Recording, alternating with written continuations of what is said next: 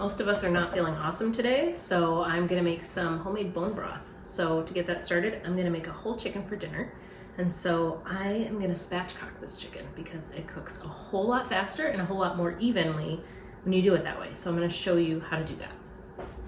You're gonna need a pair of kitchen scissors and a sharp knife. So you wanna start by laying the chicken breast down so that the spine is up, and you're literally gonna just cut the spine out of the chicken.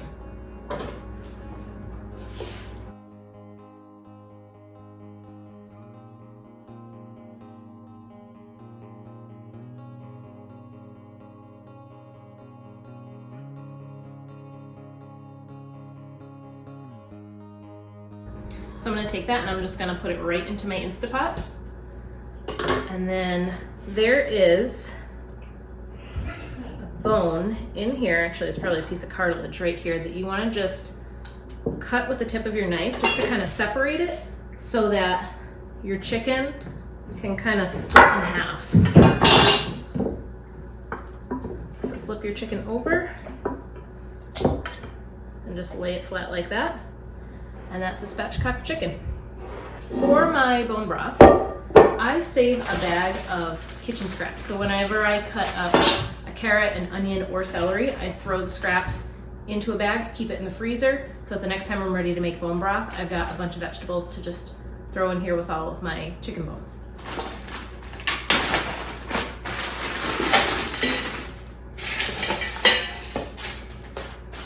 So I'll just leave those in there, and then when we're done with our dinner tonight, we'll throw the rest of the bones from the chicken in here and fill this up with water and get it set for 4 hours in the Instapot at high pressure, and then we'll strain that off in the morning.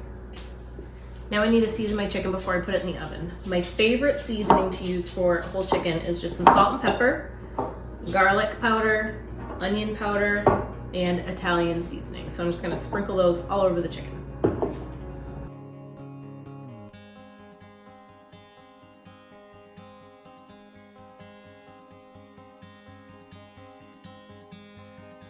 So I'm gonna set my oven to 425. I'm gonna put this in there for about an hour, hour and 10 minutes or so, and check it with a meat thermometer to make sure that it's ready. Can you tell us what happened to our chicken?